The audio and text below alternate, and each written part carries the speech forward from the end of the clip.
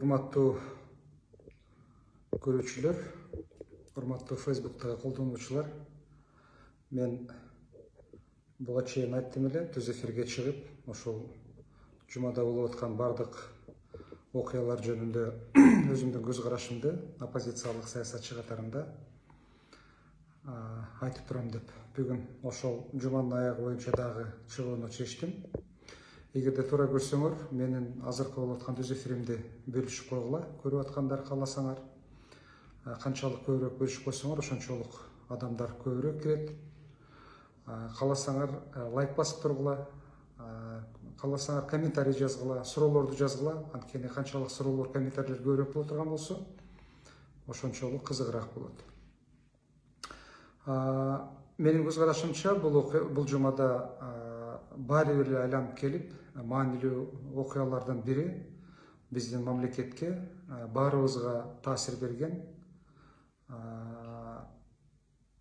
жашообузга кандайдыр бир деңгээлде таасирин тийгизген маанилүү окуялардын бири бул ушул УКМКнын тегерегиндеги окуя болуп атат. Мынакей ушул акыркы 10 күндүн ичинде УКМКнын түрмөсүнөн экинчи биздин жараныбыз көз жумуп, ошол УКМКнын түрмөсүнүн ичинен өлүп чыгып атат. Бул эл аралык практикада аябаганда жаман көрсөткүч. Мен толугу менен ишенем, эгерде эмки жылы ушул бардык дүйнөдөгү адам укугу боюнча уюмдар, бардык демократиялык уюмдар ушул окуя жөнүндө сөзсүз түрдө айтышат, жазышат. Бир жуманын 10 күндүн ичинде КГБнын, анткени КГБ деген ат дүйнөдө аябагандай тараган, КГБны дүйнөдө аябагандай мындай эски авторитардык, тоталитардык мамлекеттерден, уюмдардын уландык асасы катары кабыл алат дагы. Көп мамлекеттерде КГБны ушул авторитардык уюмдун бир бөлүгү катарында жактырышпайт. Мен дагы демократиялык багыттагы саясатчы катарында УКМКнын азыркы турушун каалабайм. УКМКнын азыркы жасап аткан иштеринин көпчүлүгү туура эмес, адилетсиз, мыйзамсыз деп эсептейм. Албетте УКМКнын ичинде жакшы жигиттер дагы бар, профессионалдуу жигиттер дагы бар, жакшы иштери дагы бар, бирок тилекке каршы алар аз, көрүнбөйт. Бирок УКМКнын көпчүлүк иштери менин көз карашымча азыр начар, адилетсиз, мыйзамсыз деп эсептейм. Ошондуктан ушул тегеректе мен сүйлөйм. Элестетип көргүлө, бир жуманын ичинде УКМКнын ичинен эч кандай күнөөсү жок 2 адам өлүп атат. Бул мен ойлойм, бардыгыбызды тынчсыздандыра турган маселе. Анткени түрмө менен оорудан бир дагы жаран гарантияланган эмес. Бардыгыбыз кайсы күнү түрмөгө отуруп калабыз, эч ким ага гарантия бере албайт. Экинчи бир дагы айта кете турган нерсе, түрмөдө бүгүнкү күндө бардыгыбыздын жакындарыбыз, аталар, апаларыбыз, эжелер, карындаштар, инилер отуруп атат. Алар дагы бирөөнүн ушул жакындары болуп эсептелет. Бардык эл аралык мыйзамдарга ылайык, биздин дагы мыйзамдарга ылайык түрмөгө түшкөн адамга, урматтуу көрүүчүлөр, бардыгыңар билишиңер керек. Бир гана адамдын эркиндиги гана чектелет. Түрмөгө түшкөн адам сыртка гана чыга албайт. Бирок түрмөгө түшкөндөн кийин ал адамдын биринчи кезекте мамлекет тарабынан, эгерде УКМКны ала турган болсок, УКМК тарабынан анын коопсуздугу гарантияланышы керек. Ага бардык адамдар сыяктуу эле адамдык жашоого эмне зарыл болсо, тамак аш, жылуулук, душ, медицина, телевизор, маалымат, китеп бардыгы уруксат берилген. Бул Кыргызстандын мыйзамдары жана дүйнөлүк эл аралык уюмдардын, Бириккен Улуттар уюмдарынын мыйзамы болуп эсептелет. Тилекке каршы мынакей бүгүнкү күндө карап көрө турган болсоңор, биздин мамлекет өзгөчө УКМК азыр түрмөгө алып кирип алып, биздин жарандарыбыздын коопсуздугун камсыз кылбай, мына өлтүрүп койгон бүгүнкү күндө 2 окуя болду. Бул окуя кечирилгис. Бул окуя боюнча сөзсүз түрдө укук коргоо органдарынын жетекчилери, жоопкерчиликтүү адамдар, соттор, прокурорлор жоопкерчиликке тартылышы керек. Мен бүгүн ошол жигиттин, Бакыт мурда банкта иштеген экен, камалышын дагы карап көрдүм. Өткөндө президент Садыр Жапаров айткан, ошол 97% айыл чарба кредиттеринин процентин бизде ошол фермерлер эмес, министрлер менен депутаттар алып кетиштир деп.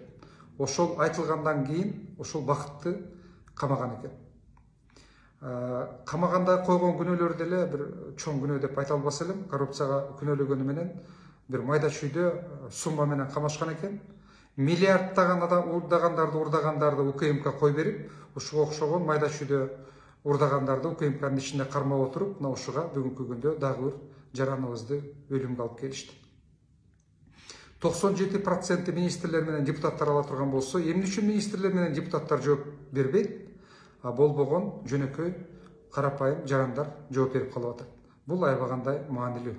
Урматтуу президент, урматтуу укук коргоо органдары, эгерде депутаттар менен министрлер ала турган болсо, анда ошолорду жазалашыңар керек. Ал эми карапайым жөнөкөй банкирди алып барып камагандан эч кандай жыйынтык чыкпайт. Маселе ошол банкирди, Бакыт деген жигит экен аты, камабастан туруп эле тергөө болсо болбойт беле? Же сөзсүз түрдө алып барып бизде түрмөгө камашыбыз керекпи? Эгерде байкасаңар, биздин прокурорлор УКМК ушул камаганга эле аябай мастер да. Бирок камагандыгынан эч кандай жыйынтык чыгып, Кыргызстан дүйнөдөгү маанилүү коррупция менен адилеттүү, мыйзамдуу, эффективдүү күрөшүп аткан мамлекеттердин катарына кирип кеткен жок. Акыркы 2 жылда карай турган болсок, Кыргызстанда коррупция менен күрөш тетирисинче жаңы бийлик келгенден бери кескин түрдө начарлап кетти. Жыл сайын Кыргызстандын коррупция менен болгон күрөшү начарлап баратат, а бизде болсо коррупция менен күрөшөбүз деп камап алып туруп, тилекке каршы ошол жактан адамдарды өлтүрүп коюп атат. Мага дагы бир маанилүү көрүнүктүү менин байкашымча, ошол түрмөнү жакшы билген адам катарында бир нерсени байкадым. Эгерде окусаңар, бүгүн ошол Кактустагы жазып чыкты, өлөрүнө 1 күн калгандабы, 2 күн калгандабы ошол жигитти башка камерага которуптур да. СИЗО 1де клишовка деп коет. Ал эми УКМКнын ичинде перекидка деп коет. Перекидка деген бул ошол басымдын бир түрү болуп эсептелет. Жакпаган адамдарды УКМКнын ичинде ошол СИЗОдо ушинтип бат-бат клишовка кылышат дагы, ошо менен тажатышат да. Тажатып, басым жасап, кандайдыр бир дискомфортторду түзүп, кыйнаганга аракет кылат. Ошол перекидканы эмне үчүн жасаган деген азыркы күндө суроо туруп калды. Эгерде перекидка жасабаганда ошол Бакытты, анда Бакыт өлбөйт болчу. Перекидка жасап башка камерага которгондо, ошол башка экинчи, үчүнчү этажда отурган экен, подвалга которушканда, эмне үчүн? Мен мына УКМКнын жетекчилерине суроо берип атам. Камчы, сага суроо берип атам. Эмне үчүн Бакытты перекидка жасадыңар эле УКМКнын түрмөсүнө? Эмне үчүн сотко биринчи күнү баратканда, өлөрүнө 1 күн калганда бизде СИЗО 1де клишовка деп коет, УКМКнын ичинде перекидка деп коет. Эмне үчүн перекидка жасагансыңар? Бул аябагандай маанилүү маселе. Эмне үчүн камчы УКМКга кайсы бир адамдардын ата-энелери, жакындары кирип, алар ушундай түрмөдөн өлүп калып атат. Сен жетекчи болуп отурганда УКМКга кирип, эмне үчүн ушундай адам өлүүлөр болуп атат? Мынакей биз өткөндө оппозициялык кыймыл, эгемендүү тергөө, эгемендүү иликтөө жасайлы деп сунуш кылганбыз. Бирок тилекке каршы кабыл алган жоксуңар. Убактылуу камчыны отставкага кетирип туралы деп дагы сунуш кылганбыз. Бирок тилекке каршы ал дагы кабыл алынган жок. Мынакей бүгүн экинчи трагедия болуп атат. Бүгүн эгерде биз объективдүү, эгемендүү чечим кабыл албай турган болсок, анда бул маселелер чечилбейт, мындан ары да улана бериши мүмкүн. Мен азыр эле массалык маалымат каражаттарынан окудум, президент комиссия түзүптүр. Эгерде бардыңар биле турган болсоңор, бизде комиссиялар эч кандай жыйынтык чыгара албайт. Баткен боюнча комиссия түзүлгөн, башка парламентте ар кандай комиссиялар түзүлөт, ал комиссиялардын бардыгы көз каранды, бийликке көз каранды, өзгөчө азыр УКМКга көз каранды. Ошондуктан ал комиссиялар эч кандай ийгиликке жете албайт. Мен саясатчы катарында андай комиссияларга ишенбейм. Ошон үчүн биз оппозициялык саясатчылар, бириккен демократиялык кыймылы эгемендүү, коомдук мамлекеттик кызматчылар менен эгемендүү саясатчылардан турган, оппозициялык саясатчылар кирген, жарандык коом кирген, массалык маалымат каражаттары кирген комиссия түзөлү. Ошону объективдүү иликтеп чыгып, андан кийин ушундай нерселерге жол бербегенге аракет кылалы деп суранганбыз. Бирок тилекке каршы биздин талабыбыз, суранычыбыз бийлик тарабынан аткарылган жок. Ошонун айынан мынакей бүгүнкү күндө экинчи өлүмгө УКМК дагы алып келди. Мен дагы айтам, эгерде азыр биз оппозициялык саясатчылар талап кылып аткан, сунуш кылып аткан эгемендүү комиссияны түзбөй турган болсок, биз объективдүү иликтөө жасабай турган болсок, азыркы бийлик түзгөн эле комиссия чампалап, бийликтин заказын аткарып, жаап, кайсы бир адамды жоопкерчиликтен куткарып, маселе системалуу чечилбей турган болсо, анда бул нерсе кийин дагы улана берет. Бул мамлекетти дагы трагедияга алып келет, бийликти дагы трагедияга алып келет, жана элди дагы ушинтип трагедияга алып келе берет. Прокурорлор боюнча мен прокурорлорго таптакыр ишенбейм. Мынакей 3 жылдан бери 2 жолу түрмөгө түшкөн адам катарында билем, прокурорлордун бардыгы саясий заказ аткарышат. Прокурорлордун бардыгын УКМК көзөмөлдөйт. ГСИМди УКМК көзөмөлдөйт. Парламентти УКМК көзөмөлдөйт. Мамлекеттик кызматчыларды УКМК көзөмөлдөйт. Керек болсо УКМКда бүгүнкү күндө мамлекеттеги президенттен дагы бийлиги чоң. УКМКнын бийлиги бүгүнкү күндө президентте 30% болсо, 70% бүгүнкү күндөгү бийлик УКМКнын колунда. Ошондуктан УКМКнын бүгүнкү күндөгү кетирип аткан каталарын, туура эмес иштерин бийлик эмес, прокуратура эмес, эгемендүү гана мага окшогон адамдар, жарандык коомдун өкүлдөрү иликтешибиз керек дагы, андан кийин бийликке сунуш беришибиз керек. Бийлик ошону кабыл алышы керек. Садыр, камчы, мен силерге кайрылам. Өзгөчө Садыр сага кайрылам. Сен түрмөнү жакшы билесиң. Эгерде азыр ушул маселени, ушул түрмөнү көрүп келген адам катарында сен оңдобой турган болсоң, анда ким оңдойт? Эгерде түрмөнү көрүп келген адам катарында мен оппозициялык саясатчы катарында сунуш бербесем, силерден талап кылбасам, ошол түрмөнүн ичиндеги азаптардын бардыгын билген адам катарында мен талап кылбасам, силерден ким талап кылат? 3 жылга жакын түрмөдө отурган адам катарында Садыр сен оңдобосоң, президент болуп отуруп, келгениңе 2 жыл болду, анда ким оңдойт? Ошон үчүн мен Садыр мынакей ушул өзүмдүн түз эфирим катары суранам. Комиссияңарга өткөндө дагы айткам, азаттык аркылуу, азыр дагы айтам. Комиссияңарга туура көрсөңөр мени киргизгиле. Мен силерге көп маселелерди ичинен билген адам катарында айтып бере алам. Чечүү жолдорун айтып бере алам. Биздин максатыбыз кайсы бир адамды гана жазалоо эмес. Биздин максатыбыз ошол түрмөнүн ичинде адам өлбөшү керек. Кыргыз жараны өлбөшү керек. Күнөөсүз адам өлбөшү керек. Түрмөнүн ичинде өлгөндү эл аралык практикада внесудебная казнь деп коет. Бул ар бир бийликтин жүзүнө жабышкан күбө болот. Азимжан Аскаров биздин бийликтин жүзүнө жабышкан күбө болду. Марат Казакбаев күбө болду. Мынакей азыр дагы күбө болуп, силердин жүзүңөргө ушул жабышып калат. Ошондуктан мага окшогон оппозициялык саясатчыларды, жарандык коомдун өкүлдөрүн комиссияга киргизгиле, биз ошону оңдогонго аракет кылалы. Жана прокурорлорду айтып кетпедимби? Мен СИЗОдо турганда 2 жолу мынакей. Прокурорлордун бардыгы келет текшерип. Калп эле текшерип келет. Алардын бардыгы жалган, коррупциялашкан прокурорлор. Алар келип туруп көздөрүн жумуп, эптеп-септеп бир нерсени айтылмыш болот дагы басып кетет.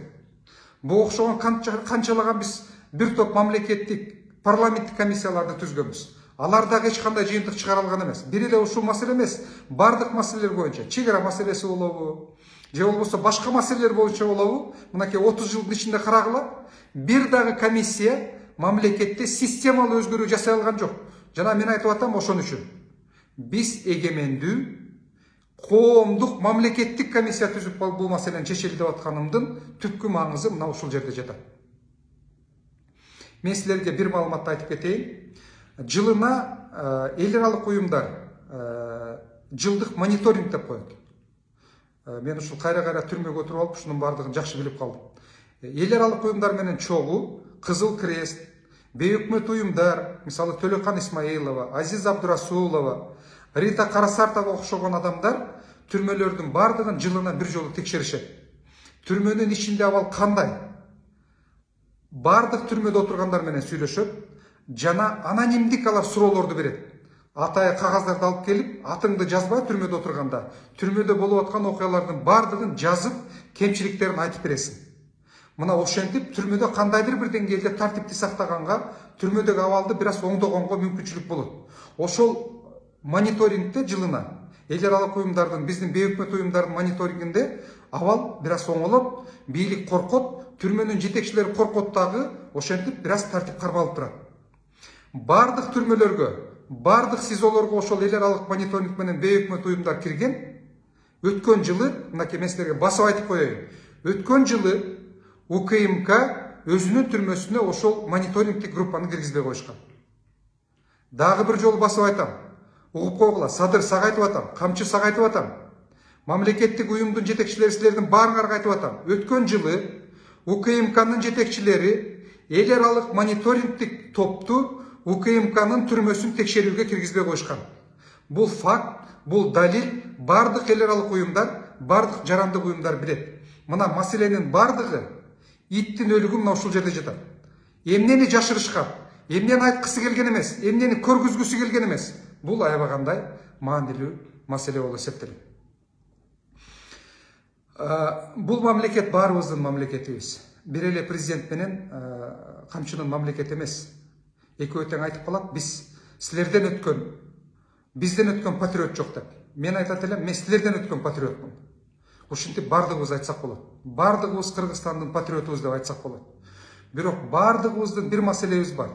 Мамлекетти системалуу өзгөрүүгө алып келишибиз керек. Бир адам башкарган, бир адамдын каалаганы эмес. Биз талашып, тартышып, ошол системалык комиссия түзүп, өзгөрүүгө алып келе турган болсок, анда Кыргызстанда түрмөлөрдө адам өлбөй турган болот. Эртең Камчы түрмөгө түшүп калбайт деп эч ким кепилдик бере албайт. Эртең Садыр түрмөгө түшүп калбайт деп эч ким кепилдик бере албайт. Же болбосо кайсы бир мамлекеттик чиновниктер эч ким түрмөгө түшпөйт деп кепилдик бере албайт. Азыр түрмөдөн чыгып президент болгон, президенттиктен чыгып түрмөгө кирген заман болду бизде. Ошондуктан түрмө, жанагы эле мен айтып аткандай, мыйзамдын негизинде, эл аралык уюмдардын талабынын негизинде, адамдын гумандуулугунун негизинде түрмөдөгү адамдардын коопсуздугун, адамдык гумандык шарттарды биз мамлекет түзүшүбүз керек. Мамлекет кимдир бирөөнү түрмөгө камагандан кийин анын жоопкерчилигин мамлекет өзүнө алышы керек. Коопсуздук маселесин, тамак ашын, бардык шарттарын мамлекет өзү түзүп бериши керек. Суроолор барбы? Мен дагы бир нерсени айтып кетейин. Өткөн жылы Кыргызстанда мынакей Марат Казакбаевдин өлүмү боюнча, мына бул бакытка дагы тиешелүү. Өткөн жылы май айында ошол Марат Казакбаевдин өзү жазып эл аралык уюмдарга бериптир. Мени УКМКдан СИЗОго которобуз деп коркутуп атышат. Бул чындык. Анткени чын эле УКМКдан СИЗОго которобуз деп коркутушат. Анткени УКМКнын түрмөсү мурда ошол тартиби бар, коркунучтуу эмес деп эсептелчү. УКМКда отургандарды биринчи СИЗОго которобуз деп коркутушчу. Мени дагы ошентип коркутуп атышып, УКМКга камайлыбы, же болбосо СИЗО 1ге камайлы деп атышып, мен макул болбогондон кийин, бийликтин шартын кабыл албай койгондон кийин, ар намысымды сатпай койгондон кийин мени биринчи СИЗОго камашкан. УКМКда ошентип коркутушат. Мараттын бул айтканы чын. Мен түрмөнү өткөн адам катарында билем. Дагы бир нерсени айтып бер. Мени адвокатымды алмаштыр деп коркутуп атат. Алмаштырбасаң биз сени которобуз деп атат деп ушуну айтышкан. Бул дагы чындык. УКМКнын ичинде өздөрүнүн дежур адвокаттары бар. Өздөрү менен иштеген адвокаттар бар. Муну эл аралык уюмдар дагы жазыптыр. Мен эл аралык уюмдардын отчетуна муну дагы окудум. Ошол эл аралык уюмдардын отчетторунда жазылып атат. УКМК менен иштеген кээ бир адвокаттар прокурорлор менен УКМК менен тыгыз иштешет. Алар өздөрүнүн клиенттерин, камалып аткан адамдын кызыкчылыгын эмес, тетирисинче прокурорлор менен УКМКнын кызыкчылыгын коргогонго аракет кылышат дагы, өзүнүн клиенттеринин кызыкчылыгын коргобой коюшат деген. Бул дагы эл аралык уюмдардын отчеттору бар экен. Муну дагы окуп чыктым. Мына ушунун баардыгын карап отуруп, мен дагы эле жыйынтыкка келип атам. Биз мамлекетте УКМКда системалуу, маанилүү өзгөрүүлөрдү жасашыбыз керек. Дагы бир, бул абалдан кантип чыгабыз? УКМК биздин традициялык, тарыхый, эң оор, эң мамлекетти көзөмөлдөгөн, мамлекетти алдыга жылдырбаган уюмдардын бири болуп эсептелет. ВЧК, КГБ, азыр мынакей ГКНБ деген бул биздин трагедиябыз. Бул биздин мамлекетибиздин азыркы күндө мындай алдыга жылдырбай, адам укугун бузуп, эркиндиктерибизди бузуп, болбогон ар кандай жасалма кылмыш иштерин ачып, саясатчыларды, жарандык коомду, активдүү жарандарды, билимдүү адамдарды камакка алып коркутуп аткан уюмдардын бири ушул болуп эсептелет. Эгерде мамлекетте УКМК эркиндикти, адам укугун камсыздоого жол бербей турган болсо, анда биздин мамлекетибизде маанилүү өзгөрүү болбойт. Биз УКМКны сөзсүз түрдө реформа жасашыбыз керек. Азыр мага бир суроо болуптур, ошол суроодан кийин ошол УКМКнын реформасы кандай болуш керек? Мен ошол жөнүндө айтып берем. Мага суроо берип атат, Равшан, кто следующий? Бизге ошону айтып коюңузчу дейт. Аябагандай маанилүү суроо. Мынакей Марат Казакбаев УКМК өлтүрүп тынды. Бүгүн Бакыт мырзаны УКМК өлтүрүп тынды. Мындан кийин ким болушубуз керек дегенде, анда бизде көптөр ойлошу мүмкүн. Ал мен эмес депчи. Ар кимиңер болуп калышыңар мүмкүн. Анткени мен жана айтып кеттим. Түрмө менен ооруканадан эч ким гарантияланган эмес. Азыркы күндө жаңы бийлик келгени, өзгөчө камчы УКМКны алганы, мен бул боюнча көп айтып атам, УКМК мамлекеттеги күч структурасы. Эң маанилүү күчтү колдонгон мыйзам тарабынан ушул УКМК болуп эсептелет. УКМКнын үстүнө камчынын агрессиялык, жаш кезде кандайдыр бир реализацияланмаган балалык мүнөздөрү, кандайдыр бир деңгээли маданияты, ушул баса калам, мен күч менен бардыгын чечишим керек деген мүнөзү УКМКнын үстүнө келип отурду дагы, күч колдонуу структуранын үстүнө дагы жанагындай агрессияны, күч колдонууну жакшы көргөн адам жетекчилик кылып калды. Мына маселенин баары бүгүнкү күндө ушул жерде жатат. Ошон үчүн УКМКда адамдар өлө баштады. Ошон үчүн чек арада чатактар көбөйдү. Анткени чек арада дагы ушул УКМК менен анын жетекчисинин институционалдык жана персоналдык мүнөзү биригип туруп, биз көбүрөөк агрессияга кете баштадык, көбүрөөк провокацияга кете баштадык. Ошонун негизинде чек арада чатактар башталып атат.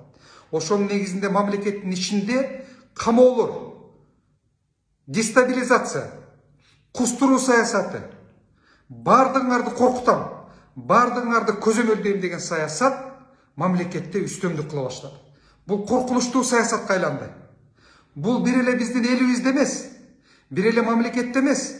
Эгерде камчы өзү акыл эси боло турган болсо, камчыны дагы туңгуйук алып барат. Камчыны дагы эртели кеч трагедияга алып келе турган саясат болуп эсептелет. Анткени бул саясат мындан ары башкаларды коркута албайт. Мага окшогон саясатчыларды, жарандык коомду, массалык маалымат каражаттарын коркута албайт. Эми мындан ары ар бир камчынын туура эмес мүнөзү, жанагындай агрессиялык күч менен коркутуп, мушташ менен баса калып жеген деген мүнөзү ГКНБ менен бириккендеги өзүнө зыян алып келе берет. Мындан аркы анын кадамдарынын бардыгы өзүнө кыйынчылык алып келет, өзүнө трагедия алып келет.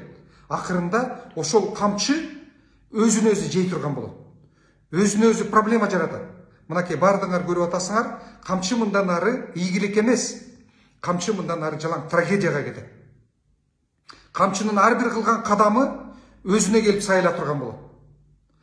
Кимди камаса дагы кайсы бир убакта ал кыйналышы мүмкүн, камалган адам, куугунтукталган адам, мага окшоп куугунтуктап атышканда бир туугандарыңды, жакындарыңды, жардамчыларыңды, балдарыңды, үй бүлөңдү унутуп атканда кыйналасың. Бирок чыдаганга аргасыз болосуң да. Бирок мындан ары камчынын агрессиялык мүнөзү, баса калуу мүнөзү өзүнө кете баштайт. Өзүнө кыйынчылык алып келе баштайт. Бирок ошону менен бирге башка адамдарга дагы сөзсүз түрдө кыйынчылыктарды алып келет. Ошон үчүн биз коомчулук, саясатчылар коркпостон башыбызды көтөрүп, анткени бардык авторитардык бийлик, бардык УКМКнын жетекчилери бир гана учурда күчтүү боло алат. Силер баарыңар билишиңер керек. Эгерде биз корко турган болсок, алардын энергиясы, мисалы машина бензин менен жүрөт да, самолет топливо менен жүрөт, солярка менен жүрөт. Ошол сыяктуу эле авторитардык бийликтин, агрессиялык бийликтин бардыгын күч менен чечем деген жетекчилердин күчү ошол биздин коркуу сезимибизде турат. Биз канчалык корко турган болсок, алар ошончолук өздөрүнө көп мүмкүнчүлүк берет. Алар ошончолук күчтүү болот. Ошон үчүн биз жарандар коркпошубуз керек. Мен баарыңарды коркпогонго чакырам. Баарыңарды башыңарды көтөргөнгө чакырам. Өйдө карагыла. Коркпогула. Туура сөзүңөрдү айткыла. Жок дегенде лайк басып тургула. Жок дегенде түрткүлөп бизге окшогон саясатчыларды адилетсиз мамиле кылып атат бийлик. Ушул саясатчылар туура айтып атат. Ушул жок дегенде бир мыйзамдуулукту, адилеттүүлүктү уюштурганга, үстөмдүк кылганга, ушуларды бир колдоп туралы да биздин артыбызда туруп турула жок дегенде.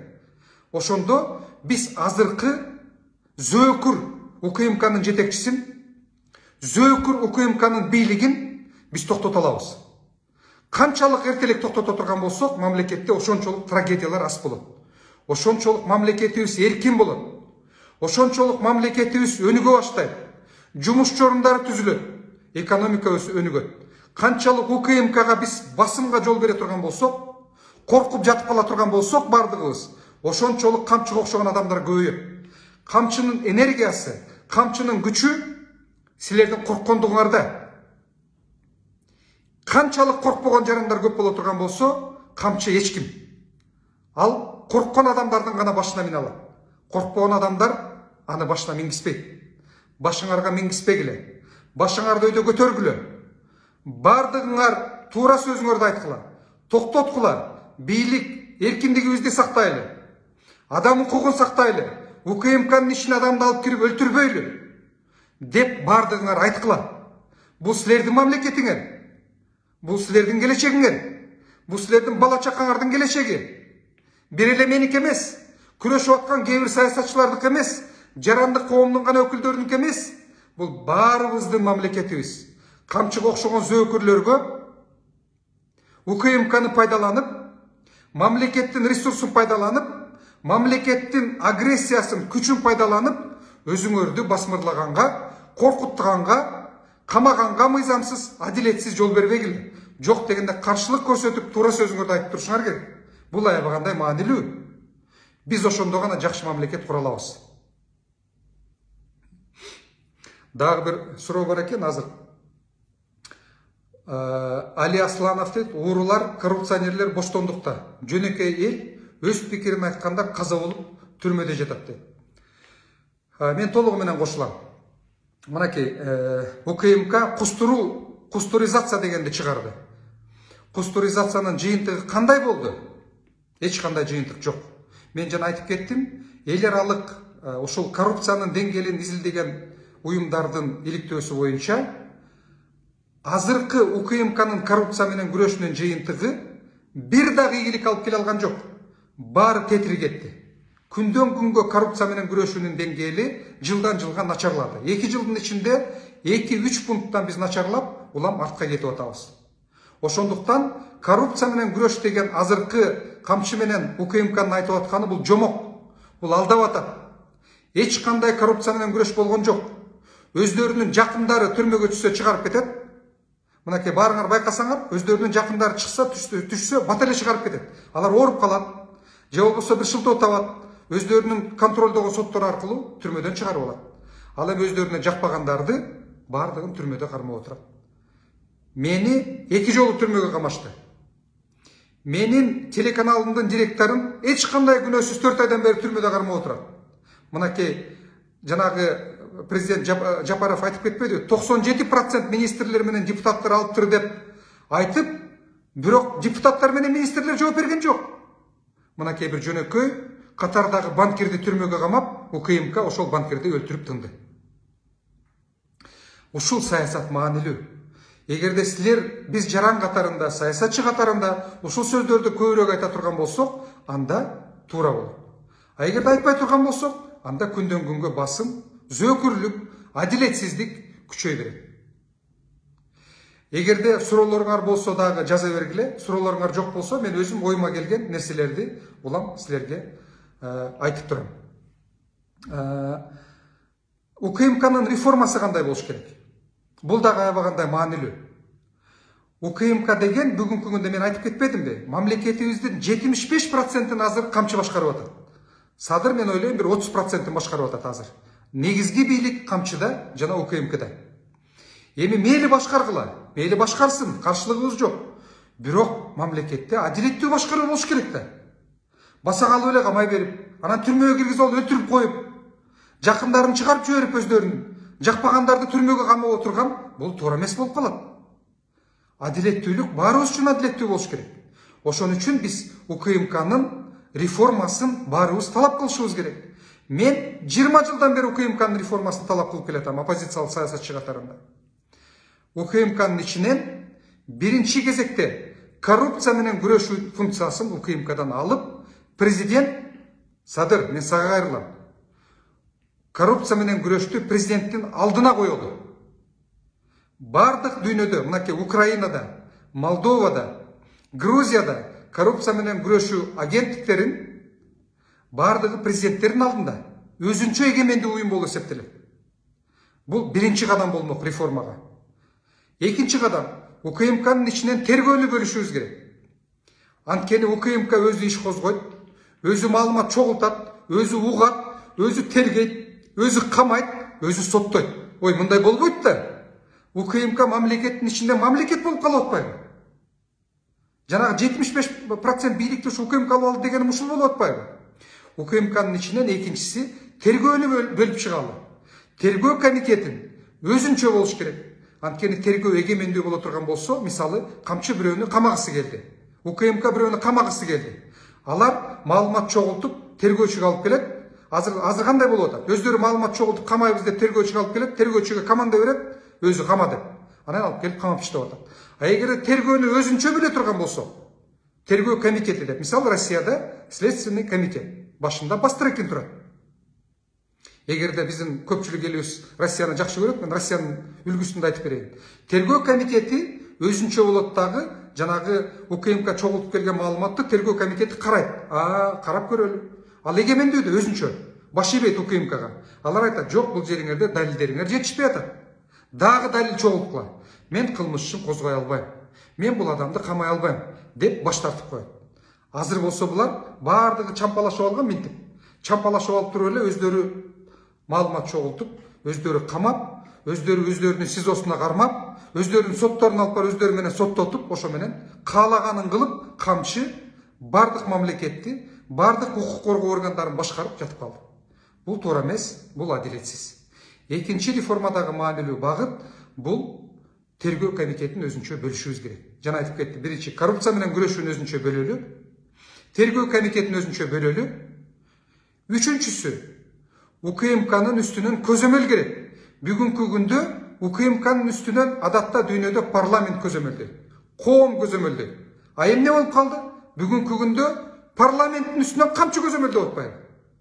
Парламентке жабык заседание өткүзүп, азыр кээ убакта жабык заседание өткүзүп, депутаттардын бардыгын жаш балдарда урушуп, жаш балдарда команда берип, бардыгынын оозун ачырбай камчы кармап отурат. Адатта дүйнөдө демократиялык жакшы өлкөбүз болобуз дей турган болсок, анда УКМКнын үстүнөн парламент көзөмөлдөшү керек. УКМК берде турса, анын үстүнө парламент туруш керек. А бизде тетири болуп парламенттин үстүнө УКМК туруп албадыбы? Үчүнчү реформадагы маанилүү багыт УКМКнын үстүнөн парламенттик көзөмөлдү күчөтөлү. Бул аябагандай маанилүү. Мынакей ушул 3 нерсени жок дегенде жакынкы убакта жасай турган болсок, анда УКМК бир топ оңолот, адилеттүүлүк, мыйзамдуулук бир аз жогору көтөрүлөт. Бул менен да маселе чечилбейт. Биз көп нерселер жасашыбыз керек. Бирок жок дегенде президент, Садыр, жок дегенде ушул кадамга бара турган болсок, анда мамлекетте бир аз адилеттүүлүк көбөйө баштайт. Ассаламу алейкум, Равшан аке. Бүгүнкү окуяга конкретно ким жооп берет деп мага суроо берип атат.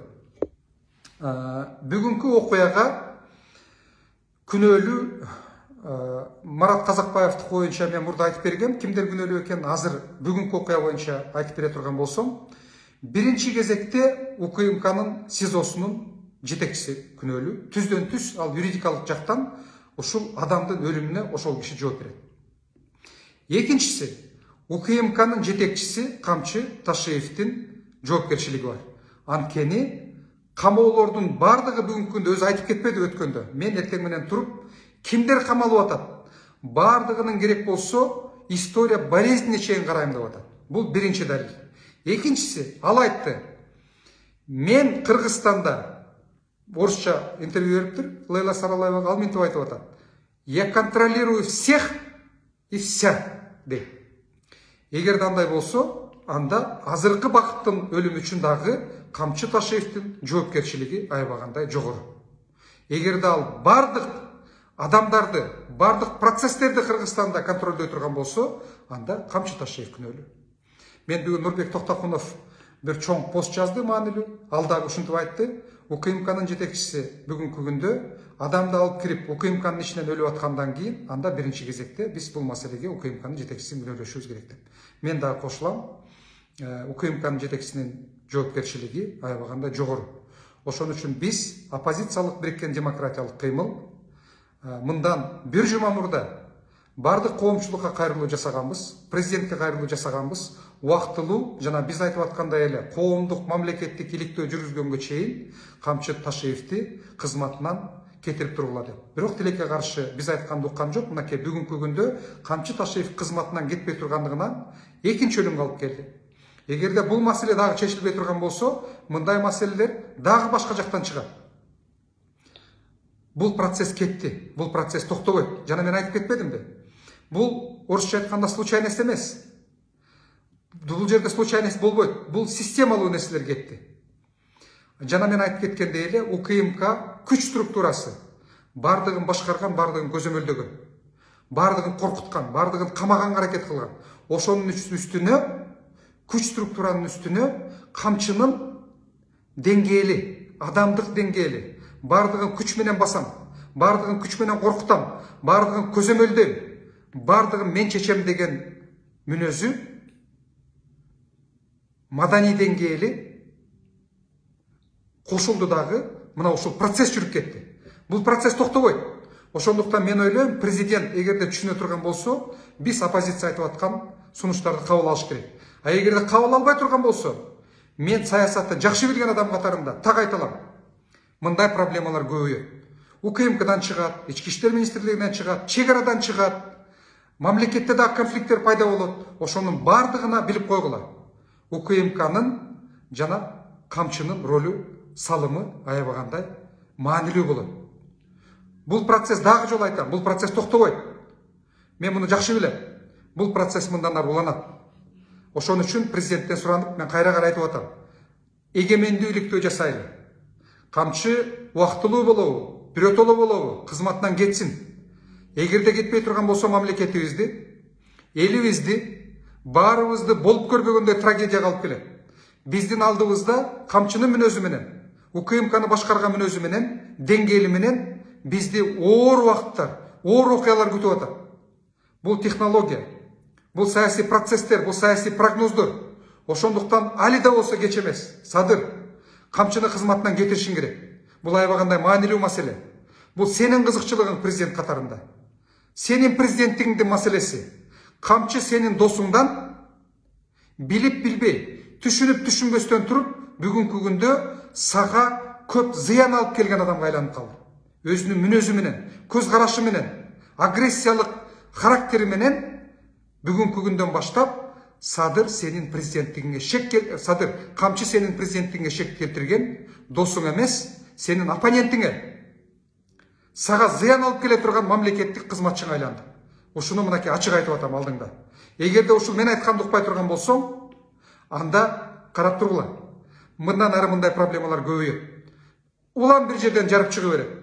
Муну эч ким көзөмөлдөй албайт. Анткени мен айткандай эле, бул проблемалар Камчынын мүнөзүнөн, агрессиялык күч колдонуу менен чечем маселенин бардыгын деген мүнөзүнөн келип чыгып атат. Ошонун уландысы. Ошон үчүн Камчы мындан ары Садырга президент катарында зыян гана алып келет, кыйынчылыктарды гана алып келе турган УКМКнын башчысы болуп калды. Дагы бир суроо бар экен. Кустуризация соттун чечими менен болуш керекпи? Же тергөө ишинде да боло береби дейт. Кустуруу маселеси дүйнөнүн бардыгында сот менен чечиле турган маселе. Ачык, айкын чечиле турган маселе. Бирок тилекке каршы кустуруу маселесин Камчы жеке менчигине айлантып алды. Байкасаңар, өзү чечет, өзү баасын берет, сен мынча төлөйсүң, анан кийин чыгарабыз деп. Өзү мактанып айтып атпайбы жанагы, мен райымга мынча төлөйсүң деп айттым, анан кийин анча төлөйсүң деп айттым. мынча төлөп койсо биз чыгарып коебуз дегени ошол жанагы мен айтып аткандай эле өзү сот, өзү прокурор, өзү тергөөчү, өзү оперативник, өзү президент болуп алды. Мына ошонун жыйынтыгында кустуризация мамлекетке эч кандай коррупция менен күрөшүүдө системалуу салым кошо алган жок. Кустуризациядан түшкөн акчанын каяка кетип атканын эч ким билбейт. Эмне болду эч кимибиз билбейбиз. УКМКнын жетекчиси катарында УКМК азыр бардык жерде офистерди ачып атасыңар. Бизге офистер керекпи? Бизге азыркы күндө офис эмес, бизге түрмөдө жаткан адамдарыбыздын коопсуздук маселеси маанилүү.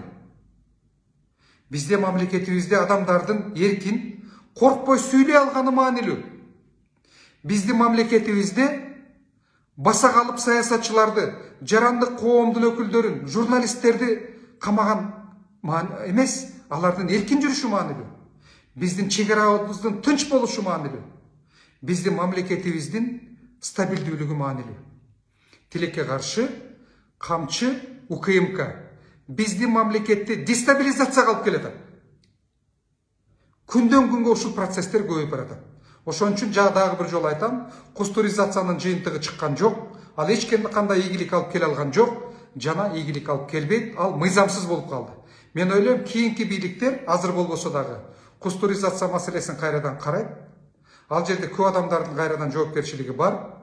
Бул маселе келечектеги азыркы бийликке чоң проблема жарата турган маанилүү бир маселелердин бири болуп эсептелет.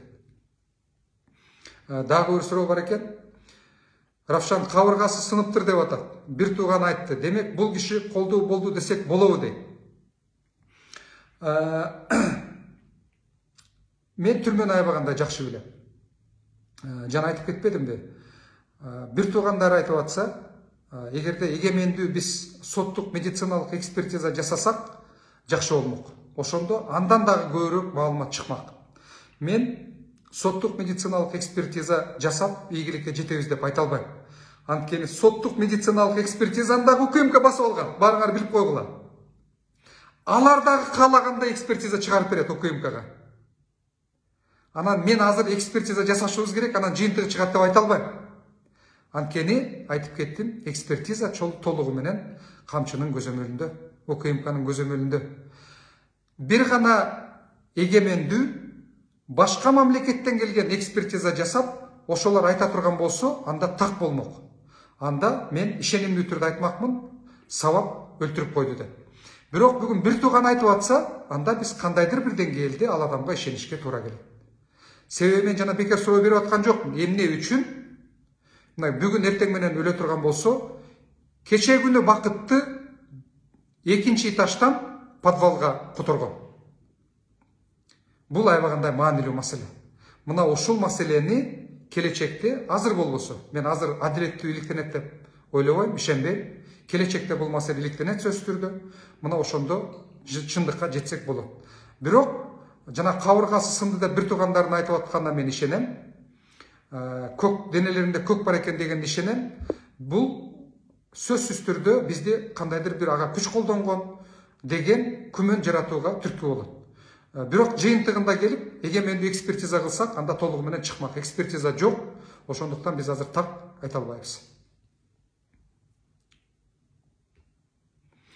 Дагы бир суроо болуп атат, ФСБнын ролу бизде барбы деп. Бул маселеде. Мен бул маселеде ФСБнын ролу бар деп айта албайм. Бирок жалпысынан биздин УКМКнын ичинде ФСБнын ролу аябагандай чоң. Эгерде силер эстеп көрсөңөр, 2000 жаңылбасам 2012 жылы, 2011 жылы ал убактагы президенттик аппараттын жетекчиси Эмил Каптагаев жана ошол убактагы ГКНБнын башчысы Кеңешбек Дүйшөбаевтар айтып чыккан. Биздин КГБнын, ГКНБнын ичине ФСБнын бардыгы толуп алыптыр. Алар интервью беришкен. Мына ошол интервьюлардан кийин мен дагы ишене баштадым, мен дагы билем. Биздин ГКНБ ФСБ менен жакын иштейт, ФСБ көзөмөлдөйт. Мисалы, мен ойлойм, азыр жана мен телеканалымды жапканда, мен телеканалымды камаганда дагы директорум. Биз ошол Украина боюнча бир маселе, болбогон маселе чыгарган үчүн камап түрмөдө бизге азыр аябагандай чоң басымдар жасап атат УКМК. Мына ошонун артында менин күмөнүм бар. ошол УКМК эмес, ошол ФСБ турат деген. Мына ушул маселеде турушу мүмкүн. Ал эми бүгүнкү бакыттын маселесинде, бакыттын УКМКнын ичинен өлгөн маселесинде Россиянын ФСБсы турат деп мен айта албас элем. Мен ойлойм, биздин азыр көп убакта жанагы ГКНБ бир маселелер боюнча айтып калып атпайбы? Мына бүтүн Кыргызстан боюнча тийишип тиги айтып атат. Ооба, мүмкүн бүтүн Кыргызстандын кандайдыр бир иштери туура эмес болушу мүмкүн. Анан кийин кээ бир убакта тиги жарандык коомго тийишип калып атат, шпиондор, анан кийин жанагы Марат Казакбаев боюнча биздин проблемабыз бүгүнкү күндө УКМКнын өзүнүн ичинде. Анткени жана айтып кетпедимби? УКМКнын ичинде деп Эмил Каптагаев ал убактагы аппараттын жетекчиси, президенттин аппараттын жетекчиси. Кеңешбек Дүйшөбаевдер 2010-жылдарда эле айтып чыгышкан. УКМКнын бардыгын ФСБ көзөмөлдөйт экен деп. Эгерде УКМКны ФСБ көзөмөлдөй турган болсо, анда биз каяктагы шпионаж жөнүндө айтабыз? Каяктагы чыккынчылык, саткынчылык жөнүндө айтабыз? Андай маселе болушу дагы мүмкүн эмес да. Бүт УКМКбыздын бардыгын ФСБ көзөмөлдөп отура турган болсо. Мына ошол интервьюну эгерде Google'га берип издей турган болсоңор, Эмил Каптагаевдин, мен ойлойм, баарыңарды өзүңөр таап окуп чыгасыңар, көрөсүңөр. Дагы бир суроо бар экен. Камчыбек Ташиев жетектеген УКМК максаттуу түрдө атайлап Кыргыздын төбөсү көрүнүп келе жаткан билимдүү жана адиспей жарандарын камоо жана жазалоо саясатын тандап алгандай. Сиздин оюңуз кандай дейт? Эгерде тарыхый түрдө ошол 17-жылдардан баштап ошол ВЧКлардын убагынан бери ала турган болсок, анда Гүзат айым суроо бериптир мага. Гүзат айымдын айтканы туура. ВЧК, КГБ, ГКНБ биринчи кезекте кимдерди жок кылып келген? Биринчи кезекте кылмышкерлерди эмес, биринчи кезекте террористтерди эмес, албетте аларды да карайт. Анткени бул алардын өзүнүн функционалдык милдеттери болуп эсептелет. Бирок биринчи кезекте алар бийликке жакпаган адамдарды куугунтуктап келген. Мисалы мынакей Сахаровду Советтер Союзунун убагында Россиядан, Советтер Союзунан ким кууп чыккан? КГБ кууп чыккан Сахаровду. А Сахаров деген дүйнөгө белгилүү илимий физик болгон. Советтер Союзунун убагында Солженицынды Советтер Союзунан ким кууп чыккан? КГБ кууп чыккан. Ал эми кийин Солженицын Нобель сыйлыгын алып, Путин бийликке келгенден кийин кайра Солженицынды Америкадан алып келип, аябагандай сыйлап, кастарлап, ал Россияда өлдү. Бул Советтер Союзунун тарыхынан кичинекей гана бир үзүндүсү. Ал эми биздин бийлигибизди карай турган болсок, мынакей мен бийликти сындаганым үчүн кайра мени камап атышат. Ошонун бардыгынын башында УКМК турат. Бийлик турат. Ал эми Россияда азыр мынакей, Россияда карасаңар, бийликке жакпаган, бийликке кайсы бир деңгээлде сын айтып койгон илимпоздордун бардыгы шпионаж менен, измена родина менен соттолуп атат. Мына бизде дагы азыр ким бийликке жакпайт, УКМКга жакпайт, бардыгына ушул акыл эстүү, билимдүү, мүнөзү бар, бийликке кандайдыр бир деңгээлде көз карашын айта алган адамдардын бардыгын УКМК камаганга, коркутканга, жок кылганга аракет кылып атат. Жана мен ошон үчүн айтып кеттим да, урматтуу көрүүчүлөр, жакшы мамлекет куруу бул баарыбыздын милдетибиз. Садыр менен камчы патриот болсо, мен алардан өткөн патриотмун. Мен алардын сөзү менен айтайын. Силер алардан өткөн патриотсуңар. Бирок биз бардыгыбыз жакшы мамлекетти талашып, тартышып, диалог аркылуу, мамлекеттик бийликтин ачыктыгы, УКМКнын үстүнөн көзөмөл, эркиндиктерди, адам укугун сактоо менен гана жакшы мамлекет кура алабыз. Эгерде УКМК алып келип эле баарыбызды баса калып камай бере турган болсо, бардыгыбызды коркута бере турган болсо, анда жакшы мамлекет курулбайт да андай жерден.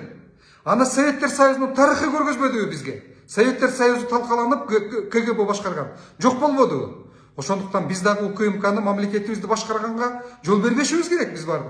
Биз мамлекетти баарыбыз башкарышыбыз керек. Мамлекетте президентти көзөмөлдөйлү, өкмөттү көзөмөлдөйлү, жергиликтүү бийликтерди, мэрлерди өзүбүз шайлайлы, бийликке сын айталы, бийликке тынч митингтерге чыгалы. Мына ушундай мамлекет жакшы мамлекет болот да. Анан УКМК бардыгыбызды эле баса кала берсе андай болбойт да. Андай мамлекет жаман мамлекет болот да. Мен мына болгон саясатчы катарында ушу менен күрөшүп келатам. Ушул багытта айтып келатам силердин бардыгыңарга. бийликтин троллдору болобу, бийликтин кошоматчылары болобу, жамандай бергиле, бирок сунуш бергиле, суроо бергиле, идея менен күрөшкүлө. Сен акмаксың деген өтпөйт.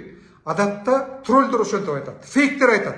Сен акмаксың, сен фонд госумачтада иштегенсиң, сен Майран эжеңе кызмат кылгансың, сен Акаевка кызмат кылгансың, сен Американын шпионусуң деген бул троллдор менен фейктердин сөздөрү.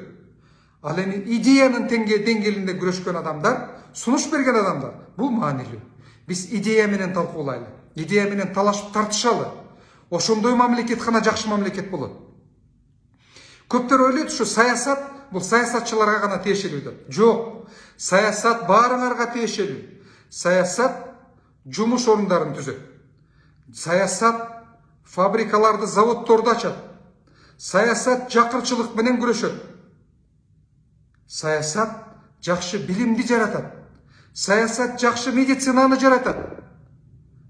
Эгерде биз мамлекетибизде маанилүү саясий реформаларды жасай турган болсок, сот реформасын, бийликтин реформасын, эркиндиктердин, укуктардын реформаларын, түрмөлөрдөгү УКМКнын реформаларын жасай турган болсок, булар саясат. Мына ошолордун баардыгы айланып келип туруп экономикага таасирин берет. Эркин өлкөлөрдүн, демократиялуу өлкөлөрдүн экономикалары күчтүү болот. Алар бай болот. Алар адилеттүү болушат. Канчалык УКМК бизди баса турган болсо, канчалык бизди коркута турган болсо, ошончолук биздин келечегибиз күмөн болот. Экономикабыз өнүкпөйт. Биз артта кала беребиз. Ошон үчүн саясий, экономикалык, бийликтик, УКМКнын, соттун реформаларын жасашыбыз керек. Дагы бир суроо бар экен. Равшан байке, Ташиевди Жапаровдун ордуна койсо эмне болот? Сиздин көз карашыңыз кандай дейт? Эми Ташиевди Садырдын ордуна койбой эле бүгүнкү күндө ансыз деле мен жана айтып кетпедимби? Камчы УКМК менен биригип Кыргызстанда 75% бийликти ошолордун колунда бүгүнкү күндө, менин болжолум боюнча. Текебаев айтчы, билесиңерби, жаңы Камчы менен Садыр бийликке келгенде айткан, Камчы мен жарым пашамын деп айтты. Мен айта албас элем Камчы жарым паша деп. Камчы жарым паша эмес. Камчы бүгүнкү күндө бийликтин көпчүлүгү анын колунда. 75% бийлик, мен ойлойм, бүгүнкү күндө анын колунда. Бүгүн мамлекетти Садыр башкарып аткан жок. Мамлекетти бүгүнкү күндө реалдуу түрдө Камчы башкарып атат. Ошондуктан жана айтып атпайсыңарбы, Садырдын ордуна Камчыны койсок кандай болот эле деп. Азыр айта берсеңер болот, мамлекетти Камчы башкарып атат. Мына ушул мамлекет Камчы башкарган мамлекет болуп эсептелет. Камчы башкарган мамлекетте эркиндиктер, укуктар жок эсе болду.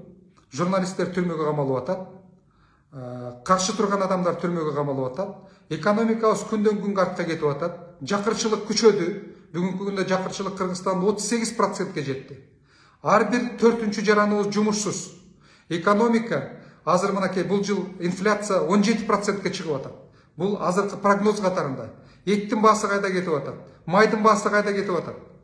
Мына ушулардын бардыгы азыркы биздин мамлекеттик башкаруу моделибиздин экономикабызга, биздин жашообузга тийгизип аткан таасири деп айта берсек туура болот. Азыркы бийлик, мен айтам, реалдуу түрдө Камчынын колунда. Мен саясатчы катарында дагы билем. Анан биз эми саясатчылар сүйлөшүп калабыз.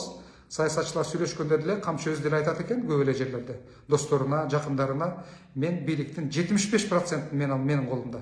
75% мен башкарып атам деп өз деле Камчы айтат экен ошентип. Батырбек деген мырза суроо берип атат. Ташиевди кызматтан албаса дагы да алдыда өлүмдөр көп болот. Булар Бакиевдин заманынан да жаман болуп жатат. Булар каты кетип атат дейт. Мен бир атайлап ушу бийлик бирөөнү өлтүрүп атат деп айткандан алысмын. Мисалы Камчы бирөөнү өлтүрүп атат, же болбосо бийлик өлтүрүп атат. Жок. Бийликтин мүнөзү, бийликтин көз карашы, бийликтин көрөңгөсү бул ошол мамлекеттеги баардык нерсеге таасир берет. Жана мен айтып кетпедимби? Бекеринен айтып аткан жокмун. УКМКнын үстүнө Камчынын мүнөзү келип бириккенде, мына ушул жерде бир оор процесстер кетти. Дегеним ушул. Мындан ары сиздин жана Батырбек мырза айтып атканыңыз туура. Атайлап өлтүрбөйт. Мүмкүн атайлап өлтүрбөйт. Бирок алардын мүнөзүнүн жыйынтыгында, көз карашынын жыйынтыгы мамлекетти башкаруу стили мамлекетке улам көп трагедияларды алып келет. Улам көп кыйынчылыктарды алып келет. Чек арада кыйынчылыктар күчөйт. Анткени камчынын мүнөзү чек арада да кыйынчылыктарды жаратып койду. Жанагы бизди баса калам, коркутам, Равшанды мен деген жайлап чытайм деп мен досторум аркылуу айттырат. Мен деген тиги үй бүлөсүнүн баарын аңдып атам. Мен деген анын тигинисин баса калам деген камчынын мүнөзү Тажикстанга дагы таасирин берет. Ал жака да айтып атпайбы? Мен деген Тажикстанга көргүзөм, чек араны жаап таштайм. Мен деген аларга суу бербей коем. Алар ким болуп калыптыр? Биз деген байрактарды сатып алып атабыз деген мүнөз мынакей күндөн күнгө ушундай нерселер биздин мамлекетибизге көбүрөөк трагедияларды алып келе баштайт. Ошон үчүн айтып атпаймынбы? Садырга кайрылганым ушул. Камчы достон бүгүнкү күндө Садырга президент катарында зыян алып келген адамга айланып калды. Мамлекеттик институттун башына туруп, президентке көп кыйынчылык алып келе турган адамга айланып калды. Ошон үчүн УКМКнын реформасы, камчынын бийлигин азайтуу азыркы күндө бир эле Садырдын маселеси эмес бул. Бул жалпы баарыбыздын маселебиз. Анткени камчы бир эле Садырга проблема, кыйынчылык жаратпайт. Ал бүт өлкөбүзгө кыйынчылык жаратат. Экономикабызга, жумушсуздукка, адам укугуна, түрмөлөргө мынакей көрүп атасыңар бардыгыңар. Укук коргоо органдарына, сотторго кыйынчылык жаратат. Мамлекеттер аралык кыйынчылыктар жарала баштайт. Чек арада кыйынчылыктар көбөйөт. Мына ушунун бардыгы укук коргоо органдарынын үстүнө камчынын куратору болуп, аларды башкарып туруп калганынын жыйынтыгы болуп эсептелет. Дагы бир суроо бар экен азыр. Может, этими убийствами кто-то подставляет Ташиева? Жакшы суроо. Айбагандай маанилүү суроо. Мүмкүн деп айтам. Мүмкүн. Мен эми жана айтып кетпедим, мен жеке эч кимди бүгүнкү күндө күнөөлөй алган жокмун. Күнөөлөй албайм. Бул өлтүрдү, тигил өлтүрдү деп. Азыр ошол жанакы туура эмес процесстердин биригиши, ар кандай процесстер Кыргызстанда биригип калды. Оор процесстер бирикти. Мына ошол бизди улам трагедияга алып келип атат. УКМК менен камчынын мүнөзүнүн биригиши, Кыргызстандагы оор социалдык экономикалык абал менен Россиядагы абалдын биригиши, Кыргызстандагы чек ара маселелеринин биригиши мына ушул улам бир кыйынчылыкка алып келе берет да. Ошон үчүн камчы көп адамдарга кыйынчылык алып келди. Көп туура эмес иштерди жасап алды. Көптөрү анын тарапташтары айтып атпайбы? Камчындагы тарапташтары бар, мен алардын да көз караштарын сыйлайм. Камчы жакшы деп атат, тигини кылып атат, муну кылып атат. Ооба. Кандайдыр бир жакшы деген иштери да бар, албетте болот, жетекчи болгондон кийин. Бирок жалпы камчынын жасаган иши өлкөгө көп кыйынчылыктарды алып келип койду. Бийлик келгенден кийин, жаңы бийлик келгенден кийин биринчи кезекте душман жаратпайт. Жаңы келген бийлик биринчи кезекте дос жаратат. Тарапташтарды жаратат. Ал эми биздин келген бийлик, Камчы менен Садыр, өзгөчө Камчы, бийликке келгенден кийин саясатты жалаң коркутуу, үркүтүү, басым, баса калам саясаты менен досторунун бардыгын душманга айлантып алды. Камчынын душмандары өтө көп Кыргызстанда азыр. Бардык олигархтар түрмөгө отуруп чыкты. Бардык төбөсү көрүнгөн адамдар түрмөгө отуруп чыкты. Бардык биз ишкерлерди бүгүнкү күндө басып тоноп атышат. Мына ошонун бардыгы азыркы Камчыга ушундай кандайдыр бир оор процесстерди кой берип, аны подставлять эткенге дагы мүмкүн атай шарттар жаратып калып атат. Муну дагы эске алышыбыз керек. Муну Камчы өзү эске алышы керек. Эгерде акыл эси болсо. Акыл эси жок болсо, анда ал Камчынын өзүнүн проблемасы. Мен Камчыны жакшы билем. Садырды дагы жакшы билем. Экөөңөр тең ойлоно турган убакытка келдиңер. Мамлекет оор өткөбөл мезгилге келди. Эгерде силер ойлонбой турган болсоңор, мен так билем. Абалыңар күндөн күнгө оорлойт. Күндөн күнгө маселе чече албайсыңар. Күндөн күнгө өзүңөрдү улам балчыкка тыга баштайсыңар. Чыгуу жолуңар жок кесе, туңгуйга баратасыңар. Ошондуктан мен оппозициянын лидери катарында силерге айтып келатам, дагы айтам. Биз бардыгыбыз диалогко отурушубуз керек. Мынакей дагы бир жолу суранам. Садырдан, Камчы сенден оппозиция бар Кыргызстанда. Кичинекей болсо дагы оппозиция бар. Башка көз караштагы адамдар бар. Жарандык коом бүгүнкү күндө оппозиция болуп калды. Байкасаңар, массалык маалымат каражаттарынын көпчүлүгү оппозиция болуп калды. Биз мынакей бириккен демократиялык кыймыл өзүбүздү оппозициябыз деп жарыяладык. Бир топ саясатчылар бар. ошолордун баардыгы мынакей Клара Сооронкулова бар, Кеңешбек Дүйшөбаев, Бектур Асанов, Улукбек Маматаев, Перизат Суранова, Рита Карасартова, мына баардыгыбыз сүйлөшүп диалогко барганга макулбуз. Баардыгыбыз диалогко баралы, отуралы. Азыркы оор мезгилден, оор учурдан кантип чыгабыз? Баардыгыбыз чоң ойлонолу. Ошондо тынч, өзүңөр мына кайра-кайра айтып баштадыңар, революцияга баратат Кыргызстан деп. Өзүңөр айтып атасыңар, биз айткан жокпуз аны. Камчы сен дагы айтып атасың, Садыр сен дагы айтып атасың, Акыл дагы айтып атат, баардыгыңар айтып баштадыңар. Келгиле ошол революцияга кирбестен, переворотторго кирбестен андан көрө диалогко баралы. Акыл эс менен, чыдамкайлык менен, сүйлөшүү менен ушул абалдан чыкканга баардыгыбыз аракет кылалы. Мен мынакей оппозициянын өкүлү катарында, ушул оппозициянын лидерлеринин бири катарында мен силерге айтам. Биз макулбуз отурганга. Айтып келатабыз кайра-кайра. Диалогко отуралы. Али да болсо кеч эмес, сүйлөшөлү, анан чыгуу жолдорун издейли. Дагы бир суроо бар экен. Есть ли вероятность изменения в хорошую сторону в политической и экономической арене, если Жапаров отстранит Ташеева? Айбаганда жакшы суроо. Мен ойлойм, баары бир президент негизги мамлекеттеги институт катарында, президенттик институт, баары бир ресурсу бар. Эгерде Садыр президент катарында мамлекетте түшүнүп, оор абалга келгенин сезип, кандайдыр бир маанилүү чечимдерди кабыл алып, реформаторлор менен, жаңы көз караштагы, башка көз караштагы адамдар менен биригип отуруп, сүйлөшүп, программаларды кабыл алсак, мен ойлойм, өлкөнү туура нукка бурууга мүмкүнчүлүк бар. Азыр бийликте жалаң бир көз караштагы адамдар чогулуп калды. Физикада дагы ошондой, саясатта дагы ошондой. Карама-каршылык болгон жерде, болбогон жерде өнүгүү болбойт. Бийликте бир көз караштуу адамдар чогулдуңар бүгүнкү күндө. Ошол бир көз караштагы адамдар бүгүнкү күндө кабыл алган чечимиңер улам силерге кыйынчылык жаратып атат. Анткени силердин ичиңерде карама-каршылык жок болуп калды. Силердин ичиңерде силерге каршы айткан, оппонировать эткен адам жок болуп калды. Диссертация жактап атканда дагы, докторский жасап атканда дагы, дипломду жазып атканда дагы студент балдар, кыздар силер билесиңер. Оппонент деген түшүнүк бар. Оппоненттер сөзсүз көз карашын айтат, дипломныйга дагы айтат, диссертацияга дагы айтат. Физикада айтылат, карама-каршылык болбогон жерде өнүгүү болбойт деп. Саясатта дагы айтылат, оппозиция болбосо мамлекетте бийлик көп кетет, чектен чыгып кетет деп. Мына ошол нерсе азыр силер кабыл ала турган убакытка келдик. Ишиңердеги жалаң бир көз караштуу адамдарды бир тарапка отургузуп, экинчи көз караштагы, мага окшогон башка көз караштагы адамдарды, оппозициядагы адамдарды бир тарапка отургузуп, баардыгыбыз сүйлөшөлү, чыгуу жолдорун издейли деп жана айтып атканым ошол. Эгерде президент азыркы суроого жооп берип айтам, ушул идеяны кабыл ала турган болсо, башка көз караштагы адамдар менен отуруп сүйлөшүүнү, программа жазууну, жолдорду издөөнү кабыл ала турган болсок, анда мамлекеттин тынч азыркы абалдан чыгып кетүүгө мүмкүнчүлүгү бар.